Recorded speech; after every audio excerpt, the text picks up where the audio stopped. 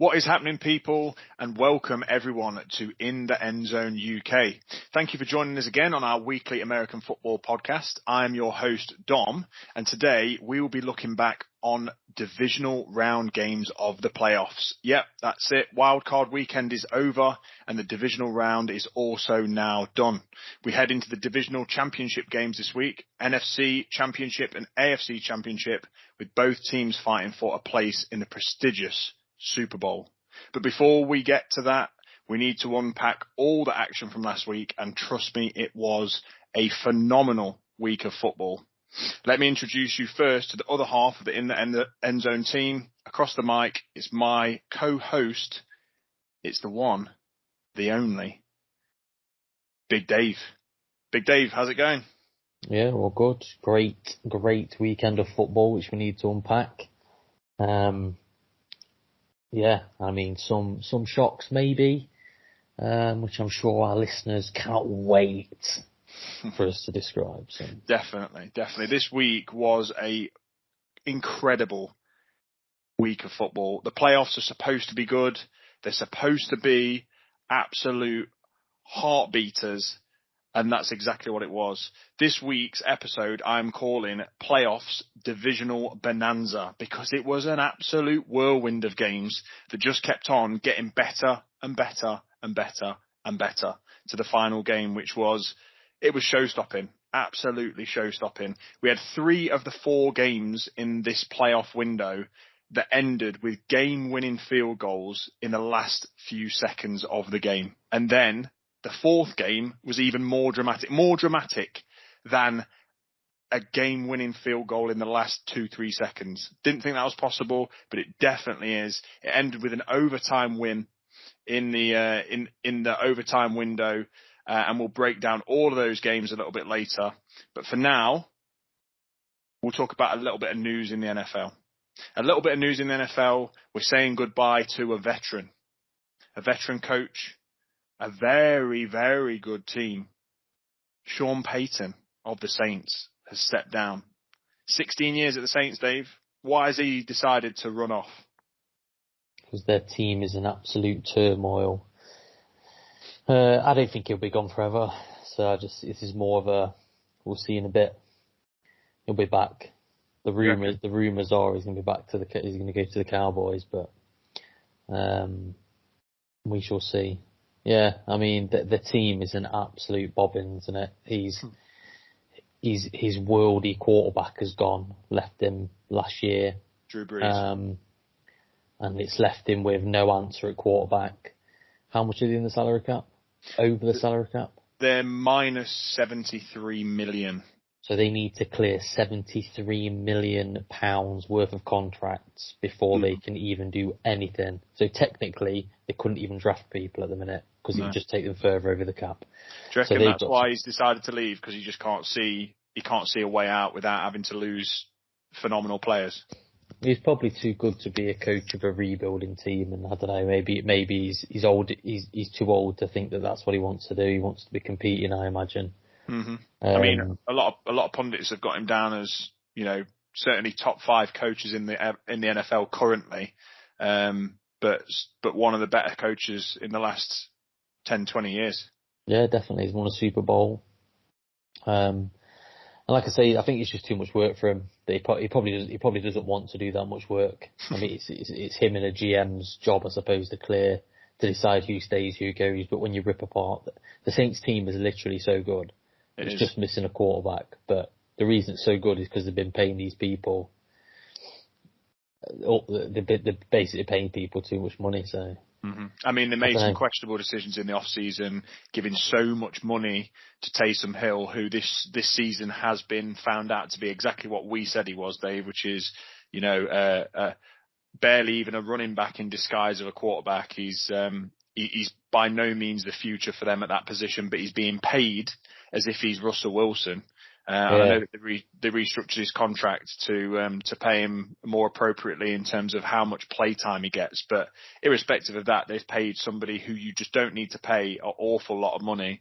They're obviously paying another quarterback in Jameis Winston a reasonable amount of money, and then they've just got pieces everywhere. They've got a phenomenal team, the Saints, and they must be paying out their arse for it, which they clearly are, because they're -70. They're in more negative cap space than the highest positive cap space team is in the NFL. So they actually owe more money than the Dolphins, who have got I think they've got 70 million in plus cap space, but the Saints have got -74 million. It's an absolute joke. And to cut that amount of capital, they're going to have to get rid of players like, the quarterbacks, Jameis Winston and Taysom Hill, they won't be missed. But if they clear those, that's a proportion of it. They're going to have to lose people like Lattimore, Cam Jordan, Demario Davis, potentially Alvin Kamara. I mean, obviously you wouldn't lose all of them, but they're difficult ones to pick between, aren't they?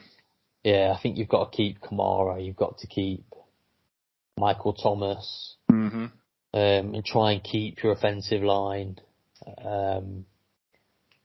But I mean, they're going to get some pieces back, because if they trade some of these people that are under contract, they're going to get some decent picks back. I mean, there's probably a team out there that is begging for an Alvin Kamara. Do you know what I mean? Like a contender that just needs a running back just to punch him over the top, or a Michael Thomas.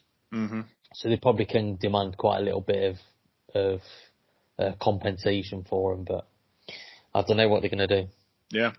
It's an interesting one anyway, because he's been at the Saints for a very long time, as long as I've followed football, and like you say, he's won a Super Bowl, and the Saints have remained competitive almost every single year for as long as I can remember. So he's a good coach, and if he fancies sort of tickling another team, I'm sure there'll be plenty of places lining up to take him on. So we'll see how that unfolds during the regular season. During the off season.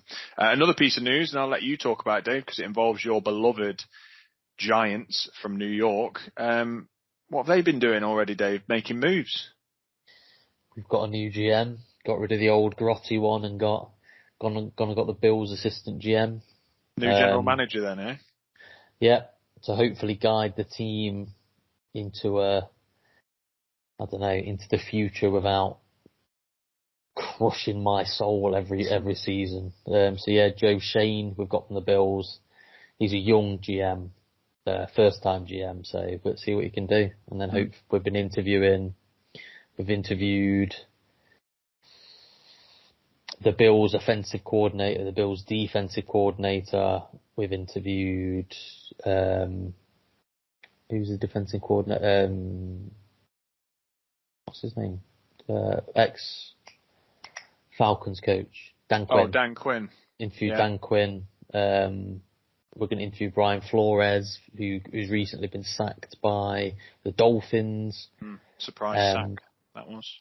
Yeah, and I think they're going about it the right way. They're not hiring anyone internal. They're hiring all people externally. And I think from what I've been told, they're given the ownership's going to step back and just let the general manager do what he needs to do. Nice. So, yeah. That's what you need. And I mean, of all the GMs that are out there at the moment, to get someone from an organisation like the Bills, we'll get to talk about the game that they've just come out of very, very soon. But they are obviously a powerhouse of a team and have been for the last couple of years under this new GM, who's built a very strong team around a bunch of young individuals. Really, really balanced on both sides of the ball. You can't ask for better. You know, the Bills were number one in defense this year across all major categories, and their offense, this week, their offense showed what they've got. So, it's an exciting time for the Giants. Like, you've actually got somebody who's proven to take the Bills from, and let's be honest, their franchise has been shoddy for a long time up until the last 4 years. So you're going to take some magic from this guy, and if he brings somebody along with him, like Brian Dable. Yeah, so that Brian Dable, he was basically bought in. He was at Alabama, and he was bought in to the Bills when they drafted Josh Allen to basically mentor him. Amazing. So they're on about bringing him across as the head coach, and then their passing game coordinator will come with him as the offensive coordinator. Whispering in the ear of Daniel Jones. Well, I mean, there's no better. If this is going to be his last season, if he can't improve, then there's no better people to be mentoring him than the people that have basically bought Josh Allen from being a prospect and throw in his first season he threw 9 touchdowns and 11 interceptions. Yeah. To what he is now is 30 plus a season.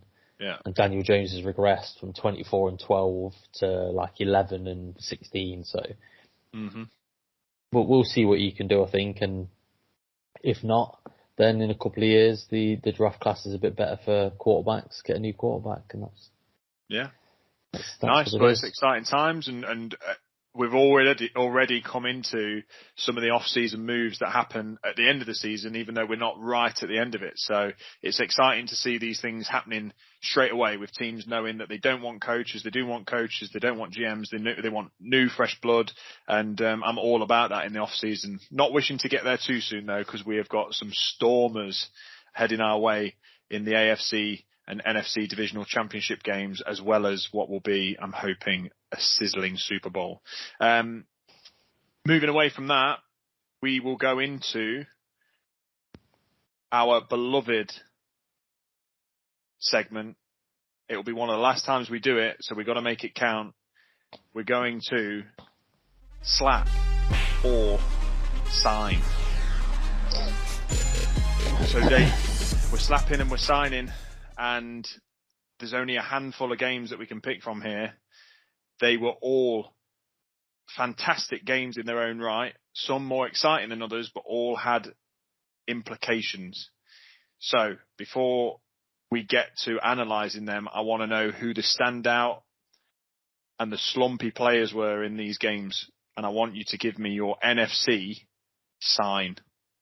My NFC sign is Matthew Stafford. So Matt Stafford, at the start of the season, he was asked what he wanted out of this season, because he'd got traded from the Titans. He didn't, not the Titans. He got traded from the Detroit Lions to the LA Rams. He didn't ask to be traded. He was just traded, which is very good for him because the Lions are doggus shitus.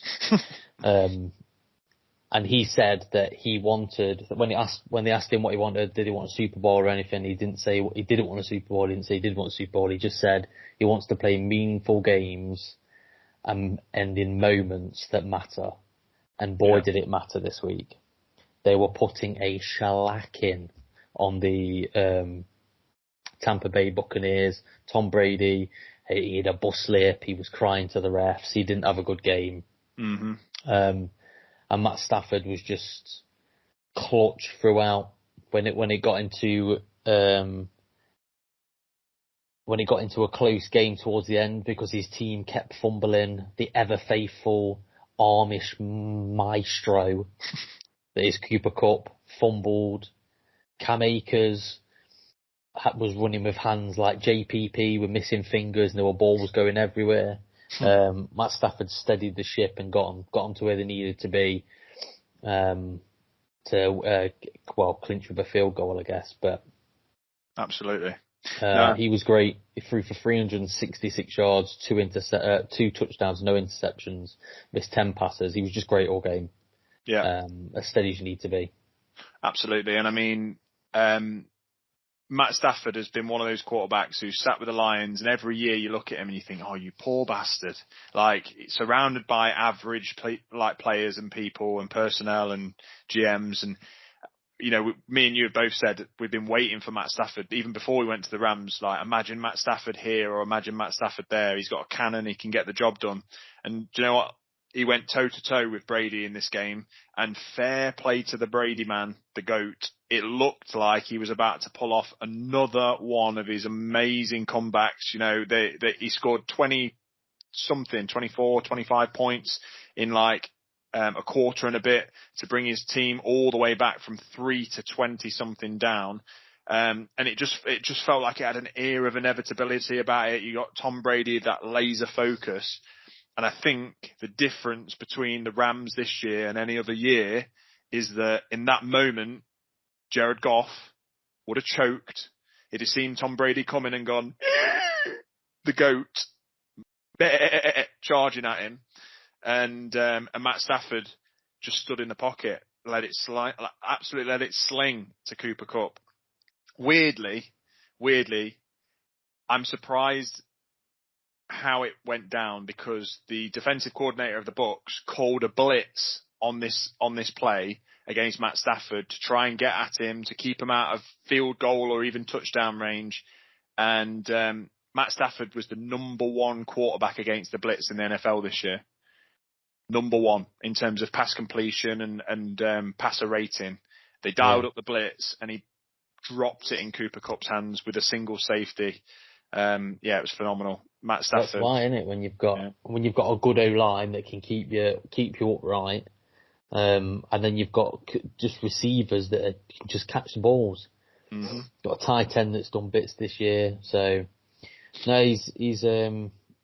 I'm glad he is where he is. He's always the first person that I used to pick up when we were playing Madden as like a starting quarterback. Yeah, he's been underrated and undervalued for so long, and I'm glad now that somebody's picked him. I'd love the Giants to pick him up.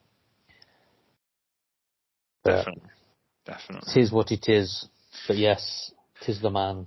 Nice. So you sign in Matt Stafford, and then who are you slapping in the NFC? I'm slapping Aaron Rodgers. I'm slapping Aaron Rodgers because I should really be, people would say maybe you should be slapping his special teams, but I'm not slapping the Packers special teams because it shouldn't have been left down to them. In Green Bay, on the frozen tundra, in the snow, he got beat by Jimmy Garoppolo. That rhymed. Unintentionally, but it did. I'm a poet and I didn't know it. Did. He scored 7 points on the opening drive and then not a ting until the fourth quarter when they got a field goal. And that's not really worth mentioning, is it? No, when you're probably the league MVP, again, probably back-to-back MVPs for this man. He's fourth. You made such a fuss in the off season about having certain players not turning up, blah blah blah, and then you put up this woeful, pathetic, limited, just diabolical performance in the game before your normal choke game. You've got to get slapped. He is the sole reason. I don't want to hear about anybody else. He had his full team at his disposal. He could not get the job done. So guess what? You're getting slapped. For the umpteenth time this season, so many you're slaps. getting slapped. So many slaps, Aaron Rodgers. Yeah. Good. I'm never going to argue with the slap of Aaron Rodgers. I totally agree. I'm gonna hold fire on my barragement of the A-Rod though, because my slap and signs are still yet to come in. So take me over to the AFC, Dave. Take me all the way over and give me your AFC sign. My AFC sign is Gabriel Davis. That is who I am signing. Obviously. I was going to sign Josh Allen because I do think he was the better quarterback of the two. However, Gabriel Davis, he had just to put it into perspective, he had 200 yards and 4 touchdowns. Unreal. He was unguardable, and that's of 8 receptions. He averaged 25 yards a reception. Madness. He was unguardable. The Chiefs' defense did lose Tyrann Mathieu, but I think he's massively overrated. I don't think he'd have done anything to stop the onslaught that was coming his way. I mean, what more can you say? He had 4 touchdowns. Yeah. Never been done in a playoff game, I don't think, has it? In a game which mattered more than anything because your season's on the line. Yeah. He was just unguardable. He was the best wide receiver on the pitch. He looked like an elite wide receiver, didn't he? Some of the routes he was running and the little shimmies he was giving people, absolutely snapping ankles everywhere, wasn't he? Yeah, and that 4th touchdown that he caught in the end zone. I don't know how hard Josh Allen threw the ball, but he caught it and it pushed him out the back of the end zone. So I don't. He's got a rifle, hasn't he? He had a great game. Obviously, they came out on the losing end of that game, but Gabriel Davis is my sign for that. There's not really much to say about it. No, fair enough. And you can't argue, you can't, almost can't not sign a wide receiver who has 200 plus yards and 4 touchdowns in a divisional championship game. So, Yeah.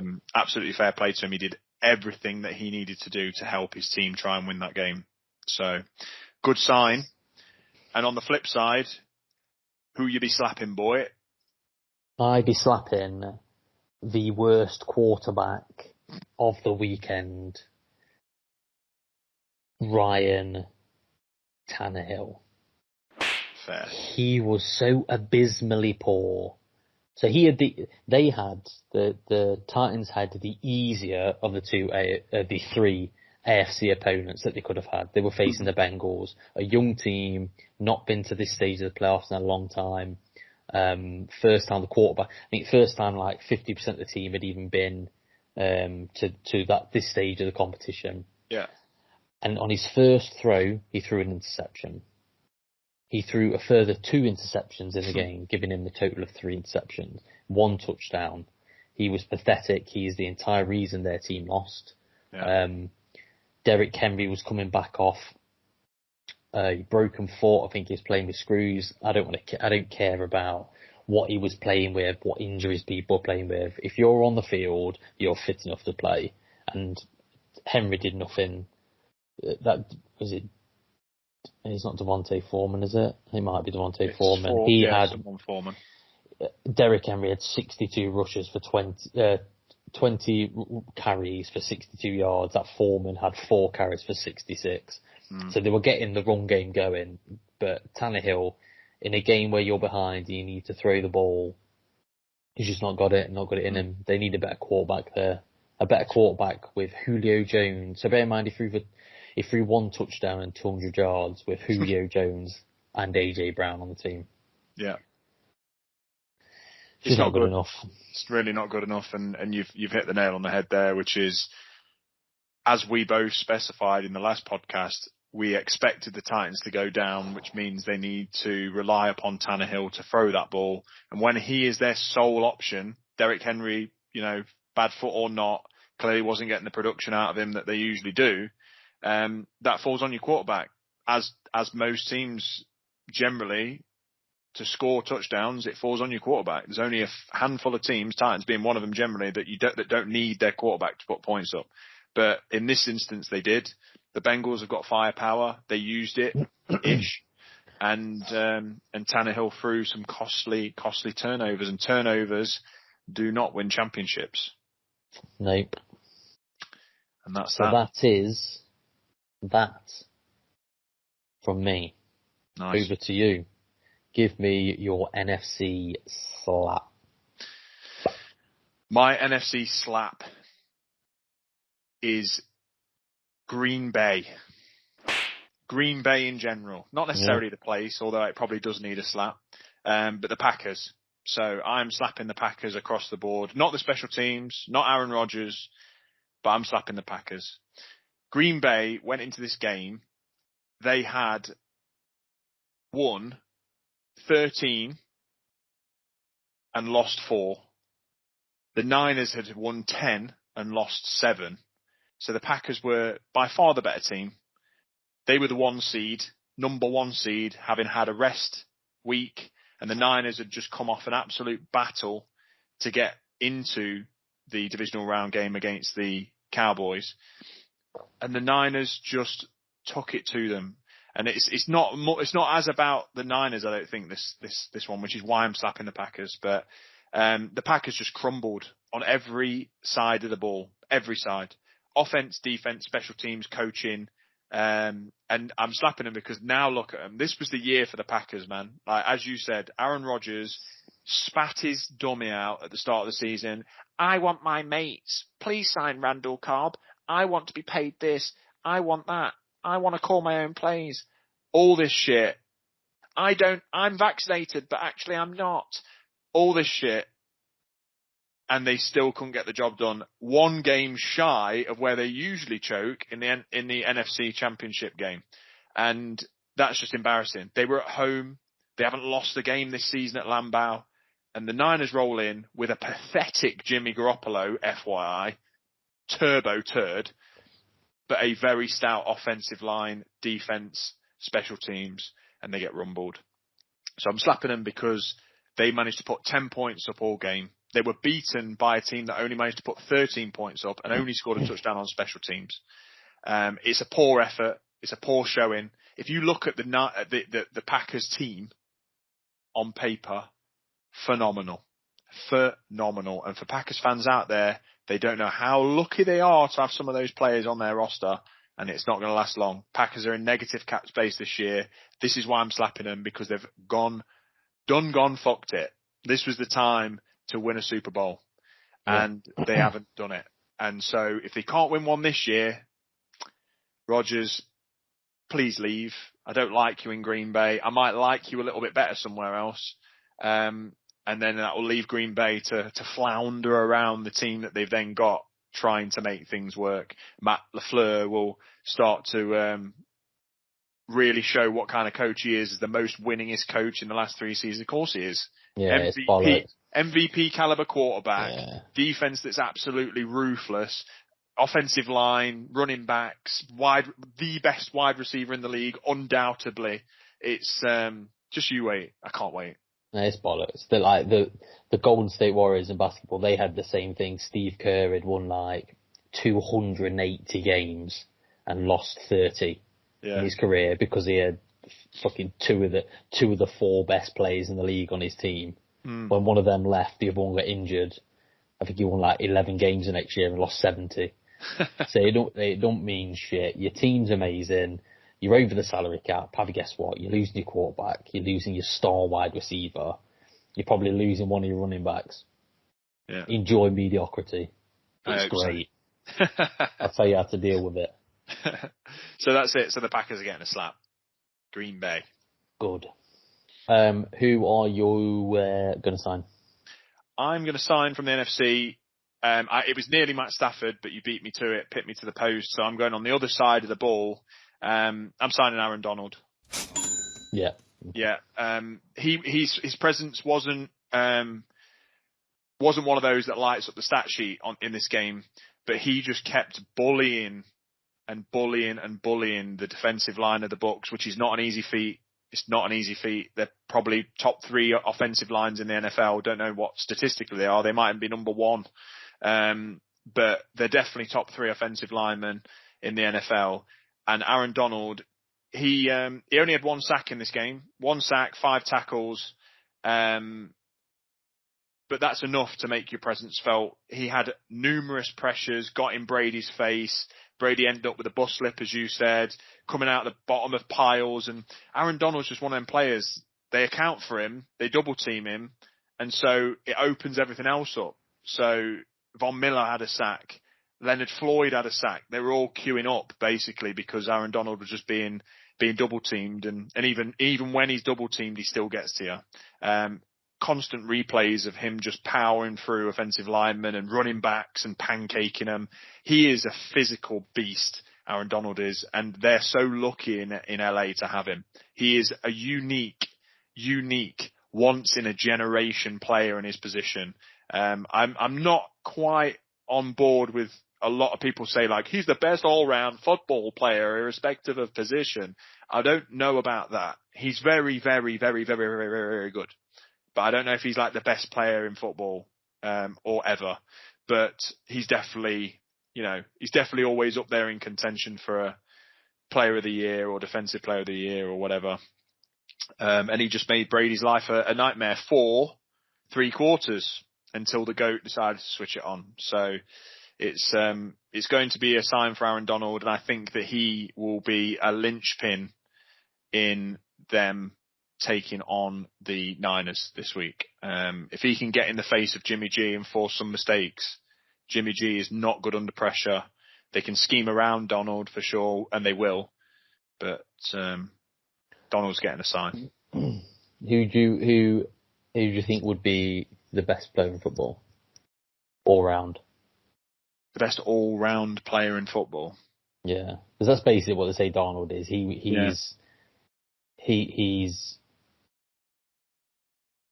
It's so difficult because Aaron Donald's just he's a pass rusher. So yes, he's phenomenal. He's a DT, so he gets more pressures than linebackers and outside linemen and left ends and right ends, and you shouldn't be able to do that as a DT, and he stops the run.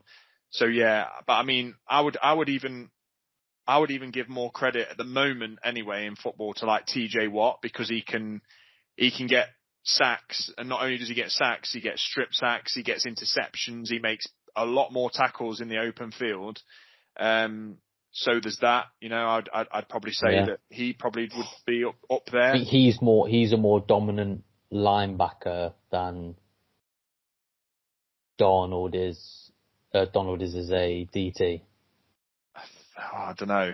That's what I mean, because I think there's no DT that's on his level. Like nobody near, where there are some very good outside linebackers. Yeah. No, I mean it's up there, but it's difficult for me because he does one thing, Donald, and it's hard to evaluate somebody who does one thing. When you're looking at the likes of people like Josh Allen or Patrick Mahomes, who they're quarterbacks, but they can do other things. They can run, they can pass the ball, they carry their team in big moments, and yeah, I don't know. It's probably a very fair shout, but I personally, if I had the choice between having Patrick Mahomes and Aaron Donald on my team, I'd have Patrick Mahomes. Would you? Oh no, yeah, I think I don't think there's any quarterback that's on their level. No, Donald doesn't have a bad day. Quarterback like Patrick Mahomes, the first half of the season he was shit. He was Bob average, and Josh Allen's had weeks like that where he's been awful. Donald never has a bad weekend. TJ Watt never has a bad weekend. I just think the impact that can be made from a position where you've got a superstar, say quarterback, or. Do you reckon? No, I think I'm wrong. If I had to have the two, you're going to take the quarterback because the quarterback plays the game. But on the impact of the game, Donald has way more impact than a quarterback does, because they look at him opposite. Your whole offensive line has to stop him. Yeah. Yeah, he's a wrecking machine for sure. It's horrendous playing him twice a year from the Seahawks perspective. Yeah, and so many times I feel like, good God, I wish I had Aaron Donald on my team, which is why I'm signing him. Come to the Seahawks. Yeah.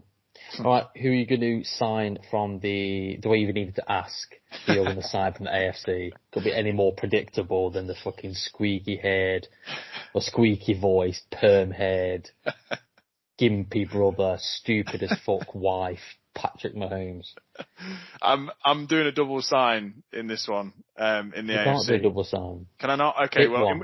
in which case, quarterback. No. I'm not even picking a quarterback. What's written down on my page ahead of Patrick Mahomes, it was going to be a double sign, but I signed Mahomes last week. I'm signing Travis Kelce this week, the tight end for the Kansas City Chiefs. I've just been watching. I mean, I've rewatched the highlights of the game a few times, and I've just been watching how influential within the game Travis Kelce actually is, and on some of the biggest plays of the game, he was the one that came up clutch when they needed a third down, or they needed to move the chains, when they needed to get downfield and have that field goal. I mean, Tyreek Hill had 150 yards and a touchdown on 13 attempts and 11 receptions. Kelce had 9 attempts for 8 receptions, 96 yards and a touchdown that won and ended the game. When they were lining up at the line of scrimmage, Travis Kelce was calling to Mahomes, telling him what he was going to do, where he'd seen the defense line up, where the soft areas in the zone coverage that the Bills were playing were, and that he was going to run a little tight seam between the players. I'm sure this happens in every game, and I'm not trying to say that, you know, that he's unique in that scenario, but in this game where it mattered and the Chiefs had to get yards and had to get the job done, otherwise the Bills very deservedly would have won the game, Travis Kelce came up, and then his catch in the end zone in that overtime win he's a big bloke, and it's not an easy catch to make. You know, he catches the ball, manages to tip his toes in just on the sideline, and I mean, what a weapon to have. Yeah, he's the best tight end in football, and that's why I'm signing him. So it was going to be a double because him and Mahomes were on another level, as was Josh Allen and Gabriel Davis.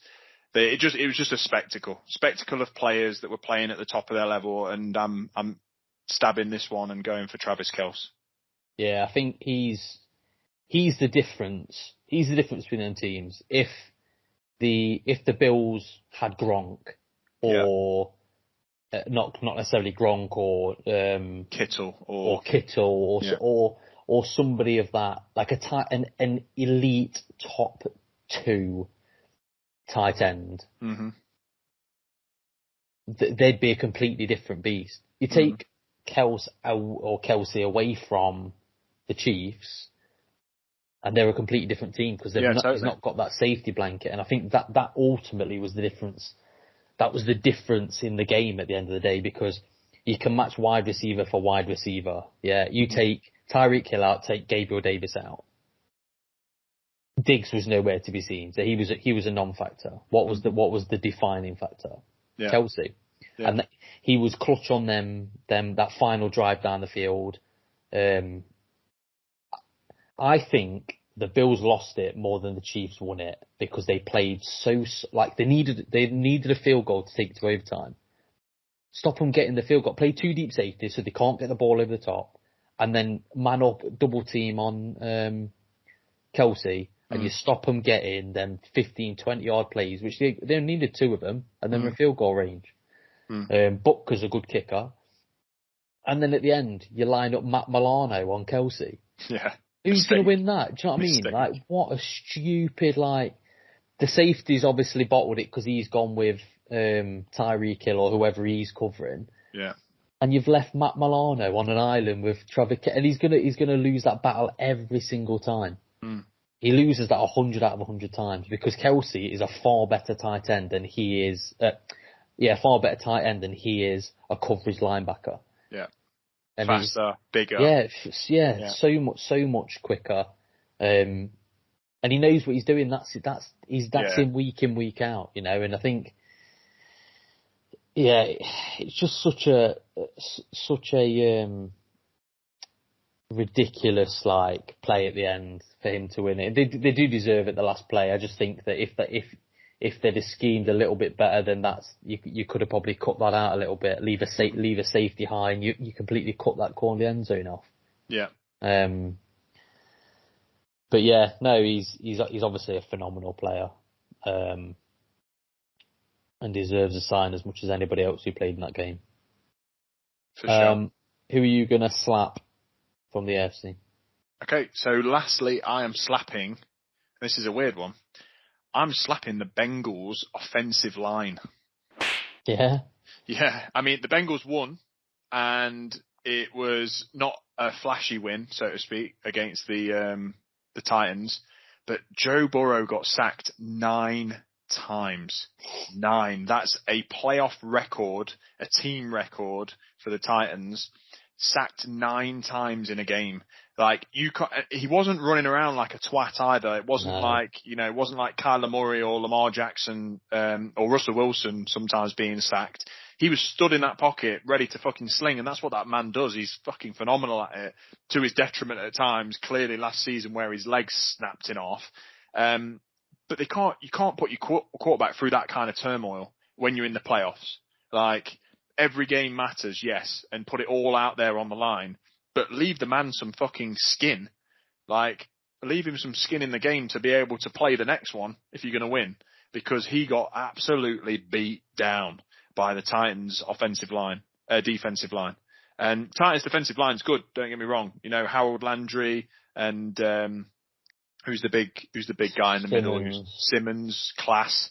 They've got great players, but to get sacked 9 times is preposterous. And so the Bengals need to look at that and say, right, whether it's for this year or next year or whatever else, that's not something that you can live with. And he has been sacked a lot this season, and it's probably due to him sort of hanging in the pocket a lot, and you know, being brave and taking those hits. But if you look at the stat sheet, literally almost every player on the frickin' defense of the Titans had a sack. Simmons had 3. Long had 1. Harold Landry had 1.5. Hooker, who's a safety, had 1. Who else had 1? Bud Dupree had 1. D'Amico Autry had 1.5. You got bloody safeties here, and corners get Pecco and Jones having half a sack. Yeah. I mean, he got absolutely rumbled. And if you're going to play against, if you're going to go into Arrowhead this week, which is what they are doing now, and for whatever reason Joe Burrow is a little bit banged up and can't move or do what he needs to do, you're already playing at a disadvantage, and you can't accept being sacked 9 times. If I'd have gone into that locker room and I'd have been buzzing for the win, but I'd have been like, listen, boys, I can't throw if I've got 300-pound linemen hanging off my nuts. So do your job whilst I do mine. Yeah, you're right. And I think that was the thing that came out before the draft, wasn't it? That there was that meme that was posted out, and it was a picture of Joe Burrow, and it was the offensive line, and it basically said, so there was tossing up whether they take Jamar Chase or Penei Sewell. Yeah. So Penei Sewell's I think he's like second team All Pro this season, so he's phenomenal left tackle.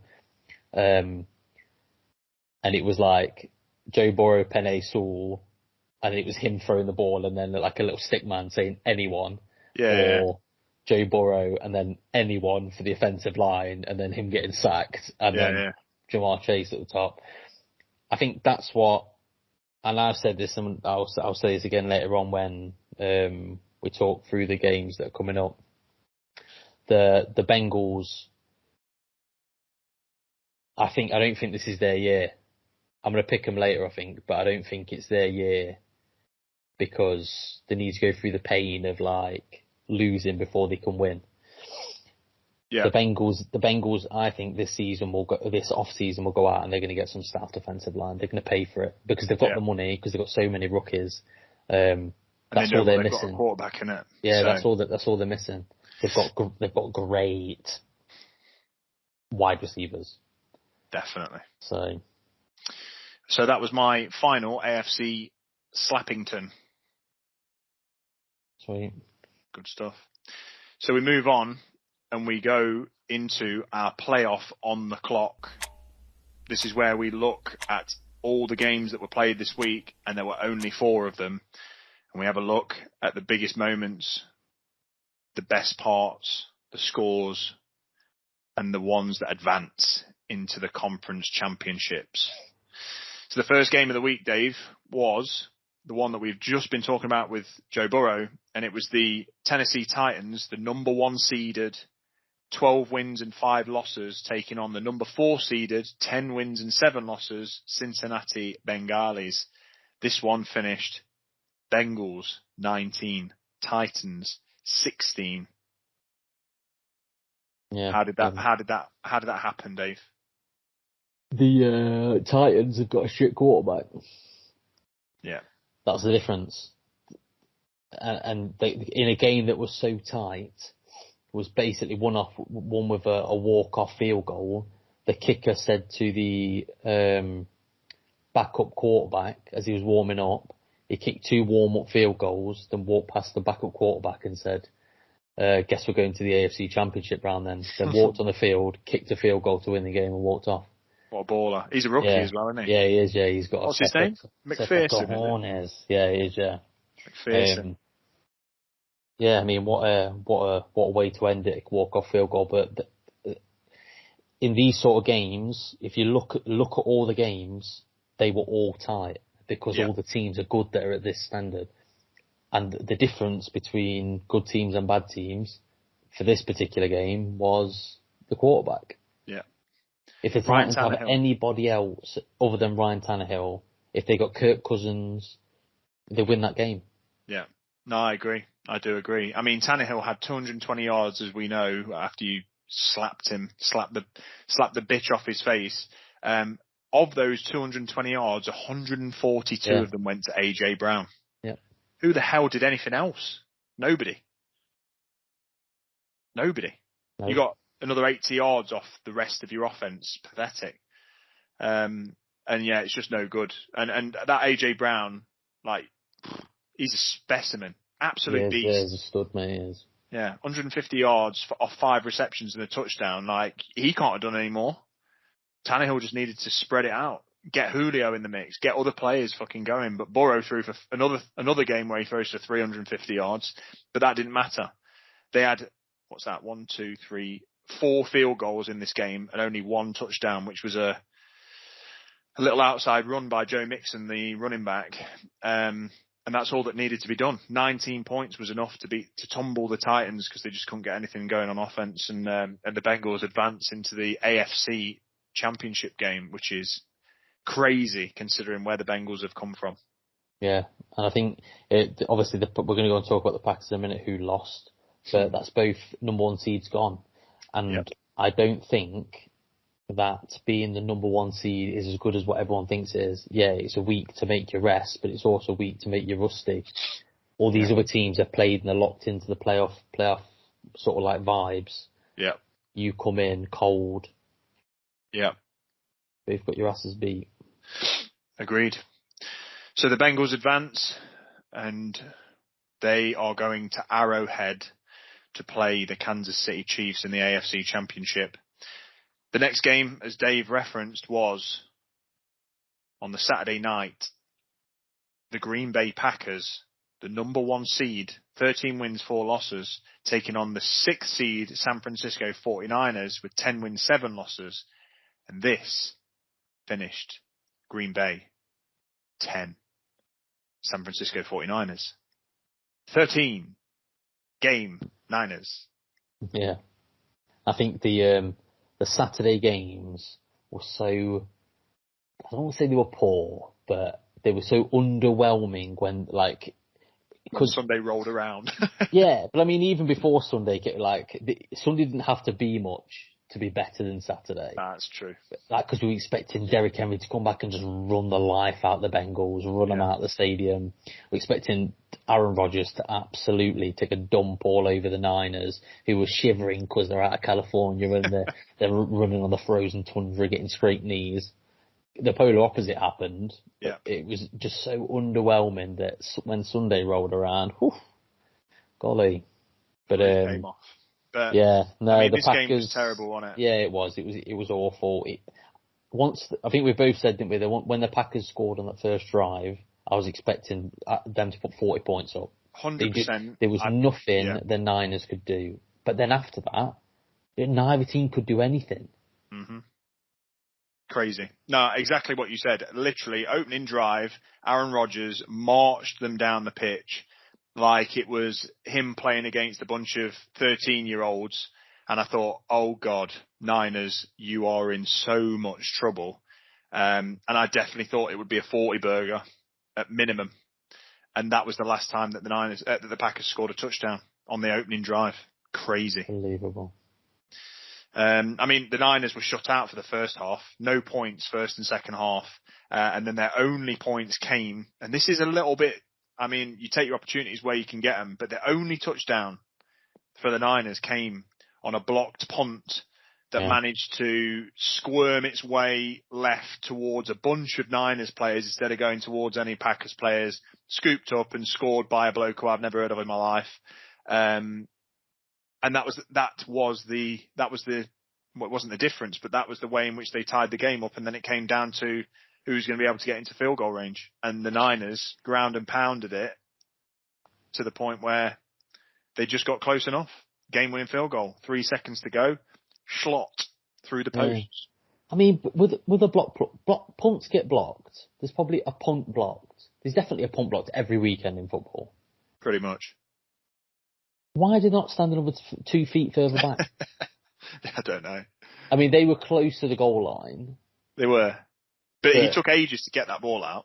Yeah, what are you doing? There needs to be some inventive way of punting a ball where it doesn't take so long when you're on like your goal line or whatever. Yeah. I'm sure people have tried it. Can't you get a snapper? Oh no, I suppose you have to be on the line of the line to gain, don't you? So you can't move any further forward. I guess you could just get somebody who could snap it further back, but I don't know.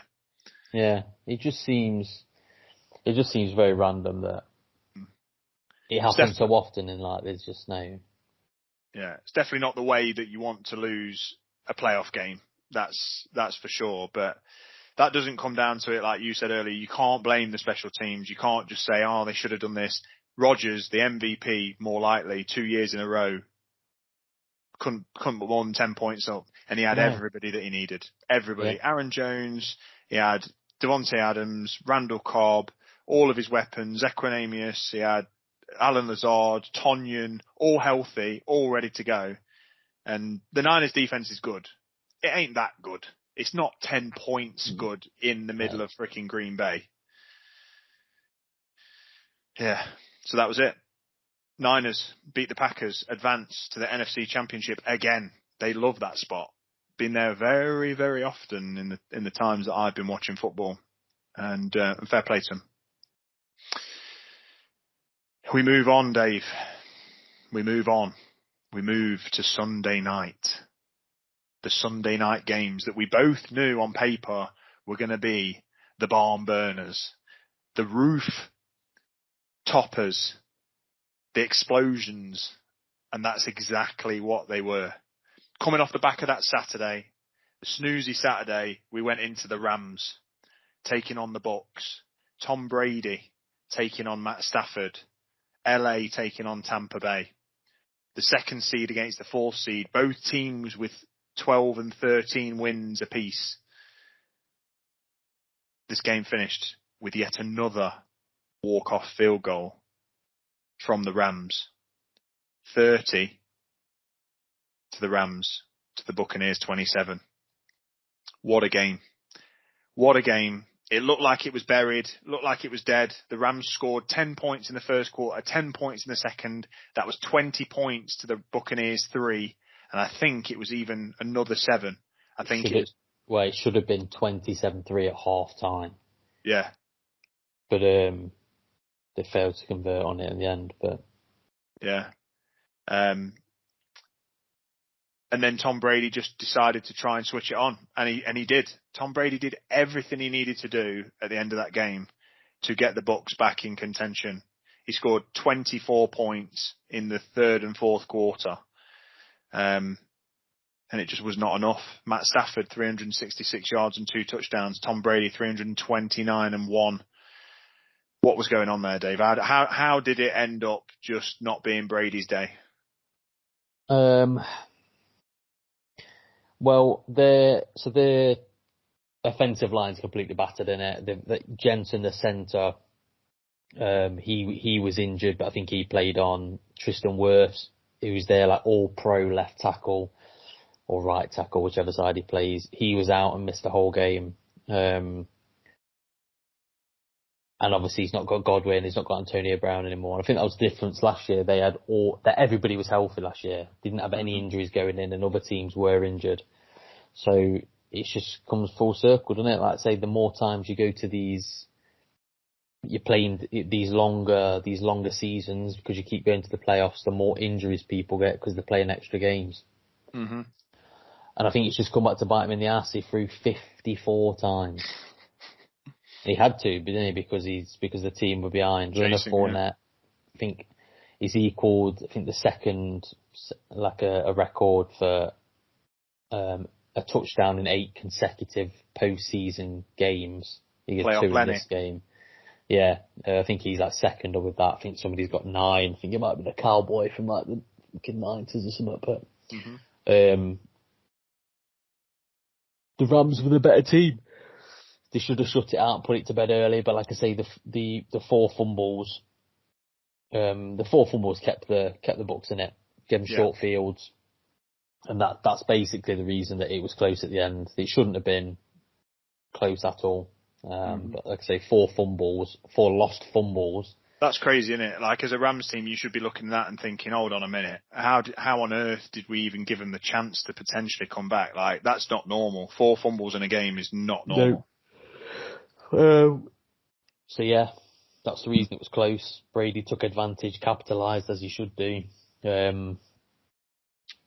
on those mistakes and scored a load of touchdowns. But unfortunately, it wasn't enough as Matt Stafford drove the field, got him in position for the winning field goal.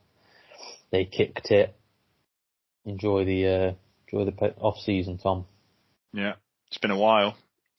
It's been a while that he's been knocked out at that stage. Usually makes the conference championship, but it was a hell of a game, and it just all felt slightly inevitable when Tom Brady was marching down. But as we said earlier, they didn't have Jared Goff on the side of the ball. this time at the LA Rams, they had Matty Stafford, who has been a very, very consistent player over the course of this year, and he was able to get the job done with an even more consistent Cooper Kupp, who had 11 targets, 9 receptions for 183 yards and a touchdown. Again, it's disgusting. So well played to the Rams. They get the job done. They go and face the Niners. So it's a divisional conference clash. Both teams in the same division, NFC West, same as my beloved Seahawks. No wonder we don't stand a chance when both teams, or two teams from the same division are making the NFC Championship, take each other on this week. And it's going to be anybody's game when you play in a divisional conference championship. They know each other so well. The Rams have been swept this year by the Niners, lost both games in the regular season, so who knows what's going to happen. Yeah. And then we go on to the final game. So the last 3 games we've spoken about all finished on a game-winning field goal at the end of regular time, last few seconds. This one could not be decided in regular time, had to go to overtime, which we'll talk about, I'm sure. But this one was the Kansas City Chiefs at home at Arrowhead taking on the Buffalo Bills. Chiefs were 12-5 coming into this. Bills 11-6 in the regular season. Very evenly matched. 2 outstanding quarterbacks, both at the peak of their games in the last 2 games. We've spoke about it, Dave. This was an absolute stormer. One of the best games I've ever watched, and it was on late. It was not a game for a defensive fan, for sure. You'd think that the Bills, having the number 1 defense in the NFL throughout the regular season, would have come to play a little bit more. But it just turned into an absolute sling-off. First quarter, 7 points, Bills, Chiefs each. Second quarter, 7 points, Bills, Chiefs each. Third quarter, 7 points for the Bills, 9 for the Chiefs. Fourth quarter, 15 for the Bills, 13 for the Chiefs. And then overtime, 6 for the Chiefs in a walk-off. It couldn't have been any closer. They couldn't have been any more closely matched. Josh Allen and Mahomes went absolute hammer and tong. And it came down to exactly what you said, I said, and the pundit said. Whoever has this ball last wins this game. And that's exactly what happened in the overtime. Mahomes threw the ball to Travis Kelce, as we've spoken about, in slap or sign. And that was the game. Yeah. Very, very, very, very good. Probably one of the top 2 games maybe I think I've seen. Definitely in the last couple of years. Both involving the Chiefs, actually. But what a game, what a way to end it. The overtime rules are absolutely tosh. Yeah, so for those out there that don't know, Dave, explain the overtime rule. So in overtime, the captains come to the middle of the pitch, they flip a coin. One says heads, one says tails. And actually, heads or tails isn't the 50-50 guess. Whichever side is facing up when the flick happens, there's like a 50.2% chance that that's the side that's going to hit the floor. But I didn't realise that till somebody said the other day. That's some deep statistics, that is. Yeah. I don't know why it is.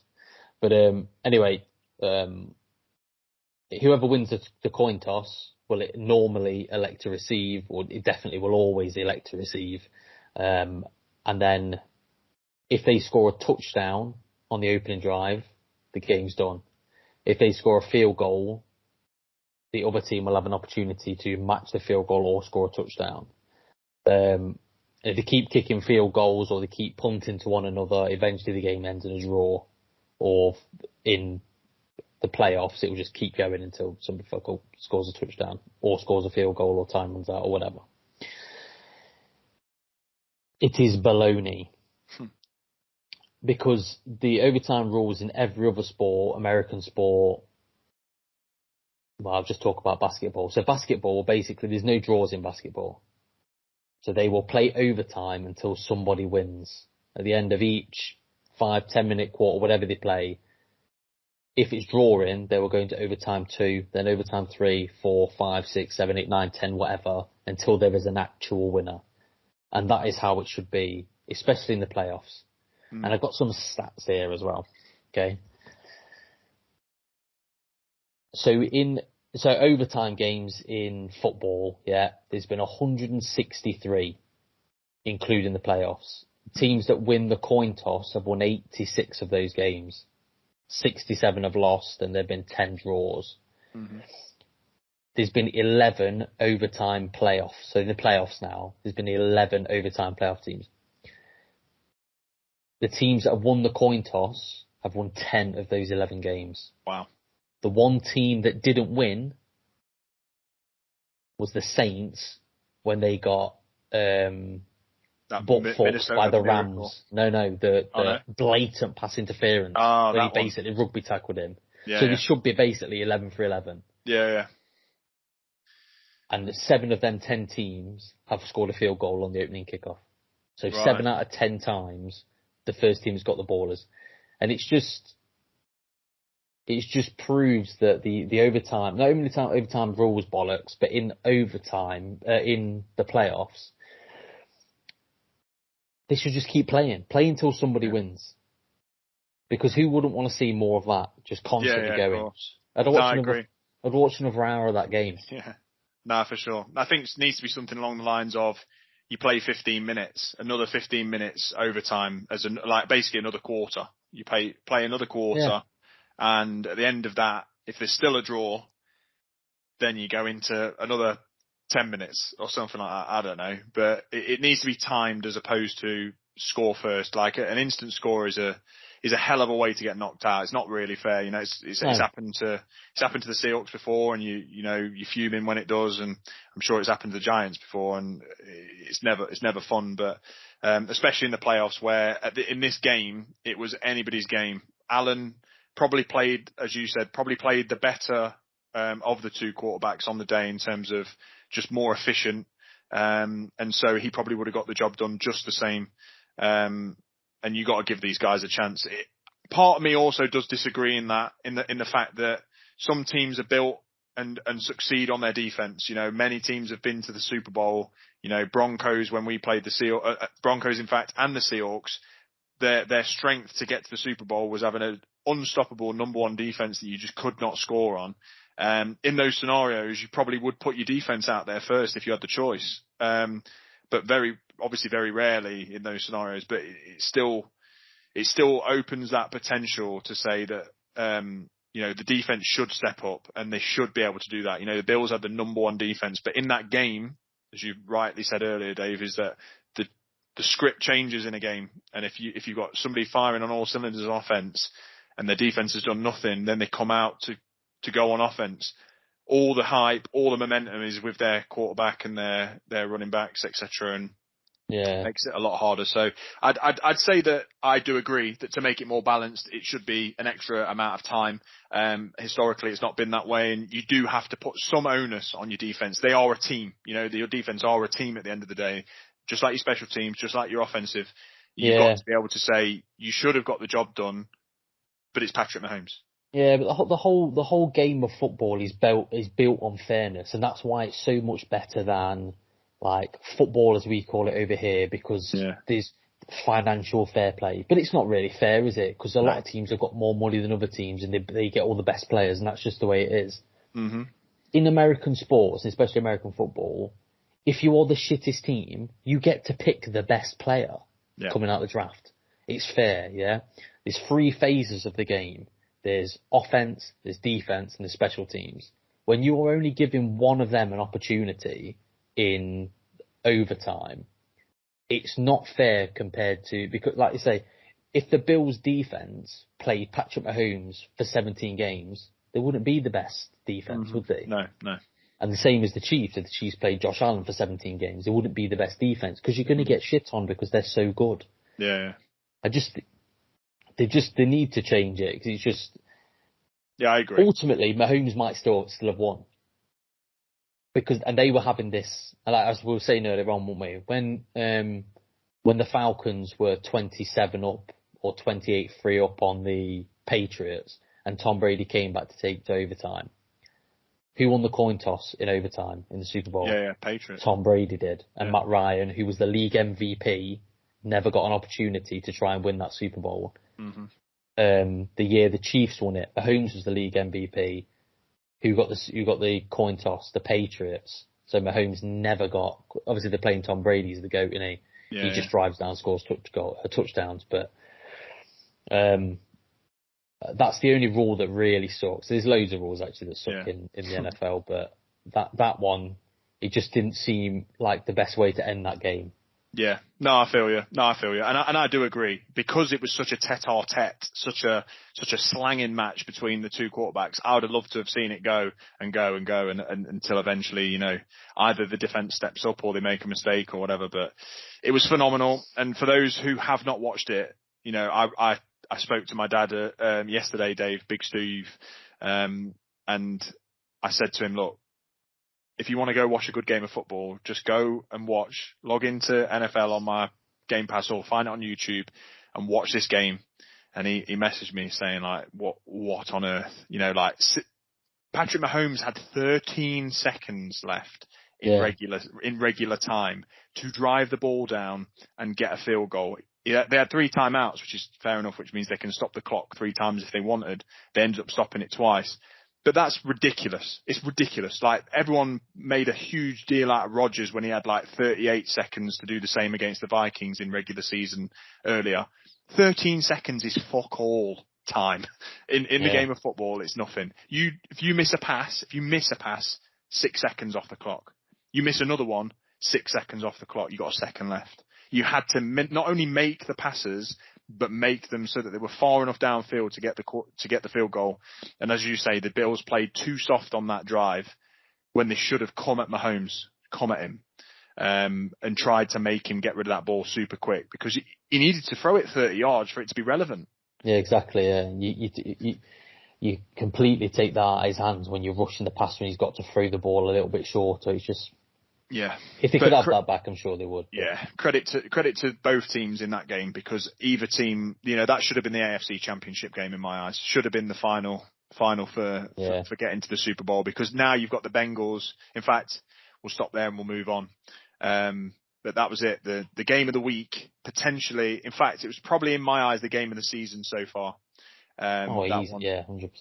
So the Kansas City Chiefs did the Bills 42 to the Bills 36 with an overtime win. We now go into our final segment, which is our playoff preview. There is only 2 games left, Dave. Only 2. We have the Kansas City Chiefs taking on the Cincinnati Bengals in the AFC Championship. We have the Los Angeles Rams taking on the San Francisco 49ers in the NFC Championship. Playoff preview. Take us through the Chiefs versus the Bengals. Yeah, I mean, it's going to be good, because they've both got the potential again to sling the ball. And I think I want the Bengals to win, because I don't particularly like the Chiefs.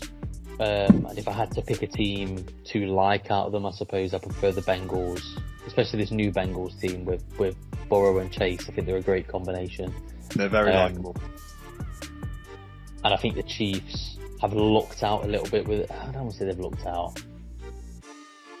I just don't like them. I think they're the new Patriots, and I think people coming into the sport now, they're a bit glory supporter-ish. Like, people are the bandwagoners are leaving teams to go and support the Chiefs because the Chiefs are going to be relevant for the next 10 years. Yeah. And I think I'd rather see people suffer with the teams they've picked than go to a team that's just got people like us because they're good. People like you, not me. I'm a Giants fan. So I'll be rooting against the Chiefs the whole way, but I can see the Chiefs winning. Like I said, I think the Bengals need to go through the heartache and pain of losing before they can progress on to the Super Bowl. So yeah, it's Joe Burrow in it. So it's basically Joe Burrow and Jamar Chase versus Patrick Mahomes, Tyreek Hill and Travis Kelce. Mm-hmm. So, but I don't know. It's going to be good. It's going to be a good match. It's going to be a lot of. It's got the potential to be another game like we've just seen. Yeah, as high octane offenses, a lot of passes downfield, big yards. Yeah, and I think that's what it'll be. Don't be surprised if you check the stat line after this. Joe Burrow's got 450 yards and Patrick Mahomes got 450 yards. Mm-hmm. Jamar Chase has got 200. Kelsey's got 100. Tyreek Hill's got 150. It's going to be one of those games, I think. Yeah. I can just smell it. I hope it is now, building it up. For sure. I mean, the Bengals, yeah. it's a clash of two quarterbacks, isn't it? One, obviously, a little bit younger than the other one, just in Burrow, slightly more inexperienced, but he has got a bright future. He is super clutch with what he's done with the Bengals so far. He's just taken on this year, by the looks of things, one of the elite in Patrick Mahomes, the front runner in the AFC, the best quarterback in the AFC at the moment, and it's going to be a tough one for the Bengals to get this one done. I think very similar to you. I think that Burrow needs to and the Bengals, not just Burrow, but the Bengals need to have some adversity this year that they can then come back and get retribution for maybe the year after. They need to take a loss. They need to take some beatings. They need to find themselves and maybe just add a couple more pieces. So what's your prediction on this one? I think the Chiefs will win. I said I was going to pick the Bengals, but I won't. I think the Chiefs are going to win. I want the Bengals. My heart saying Bengals, my head saying Chiefs. I think the Chiefs will win. But I think it's going to be a big scoring one again. I think the Chiefs will win 38-35. Nice. I'm going to go with the Bengals beat the Chiefs in the regular season, just like 2 games removed from the playoffs, in a real tough game for the Chiefs, where they were winning and then the Bengals came back. I feel like the Bengals might do it, but I'm going to roll with the Chiefs. I think the Chiefs go down early and have to come back in this one. So I think the Bengals win. I think the Chiefs win. Bengals 35, Chiefs 42. Yeah. And that's that. And then the last game of the week, the NFC Conference Championship. The San Francisco 49ers go into the Rams' house at SoFi Stadium in LA. The Rams have lost twice to the San Francisco 49ers this year, but by no means are they the underdogs in this game. San Francisco is definitely the underdog coming into the Rams' house. They're an awkward team to play. Phenomenal defense. They've got a gadget-style offense, which is hard to defend against. It's not your traditional. It's a lot of dump-off short passes against a high-octane Rams offense that can just throw that ball downfield. They've got plenty of receivers: Odell Beckham, Cooper Kupp, Higbee, Cam Akers. And this one, I think this one will be a bit more of a battle of the trenches on defense. I think both teams have a stout defense. Rams is phenomenal. Niners is phenomenal. And I think it just comes down to errors in this game. And I think that Jimmy G maybe makes more errors under pressure than Matt Stafford will. Like I said, he's the number 1 quarterback against the blitz this year, not necessarily against the Niners, but in general. And I would say in this one, Matty Stafford deserves a playoff win, deserves a Super Bowl chance, having suffered in Detroit for so long. And I think that that's how it should go. How do I think it's going to go is a tough one. I don't want to see the Niners in the Super Bowl, Dave. Me I really don't. I don't want to see them. The only way... Not only do they not deserve to be there, nobody wants to see him. But if Mahomes is going to get to the Super Bowl, I want to see him against Matt Stafford, and I want it to be an absolute barn burner. Like we've not really had one in the last couple of years, with the Bucs bashing the Chiefs last year, with the Chiefs bashing the Niners, although that wasn't a bad game, but it weren't great. And before that, you had the Patriots barely beating the Rams in a pathetically low scoring game. So I think this year, I feel like we deserve a good Super Bowl. And I think the best Super Bowl of the teams that are left are the Rams and the Chiefs. So agreed. I think the Rams do what they need to do. This isn't the regular season. The playoffs are different. The Rams looked amazing against the Bucs. So I don't think there's a lot that Jimmy G can do about it, and he's prone to making mistakes. He throws Yeah. horrible interceptions. So I'm going to go then 49ers 17 to the Rams 28. yeah, I mean, I don't even think. I think it's going to be like 35-10. I think they're going to absolutely crush them. Yeah, I don't think it's going to be close at all. I know it's a divisional game, and normally they are close divisional games, but unless you're the Giants playing the Cowboys, they're normally close. No, okay. I think the Cowboys. I think the Cowboys. I think the Rams are going to do the business, and they're going to put a statement beating on them. Nice. Well, if you are going to be watching those games, they are on Sky Sports. Listeners out there, Kansas City Chiefs on Sunday are taking on the Bengals at 7 p.m. our time, GMT. So it's definitely one to watch. Nice and early. Finish about 9:30, 10 o'clock. And then after that, if you want to stay up late for the final NFC Championship, that's on at 20 to 12. So 11:40 p.m. Both games are going to be phenomenal because everything's on the line. A Super Bowl berth is on the line, and me and Dave will be all over it every minute, watching to see who makes it. Good stuff. Yeah. Well, that's the end of this podcast. Thank you for listening and making it all the way through. Please give us a like, a follow, a share on all of your social medias, and we'll catch you after these games for our lead up to the Super Bowl. Nice. Yeah. Peace out. A-Town down. Yeah, laters.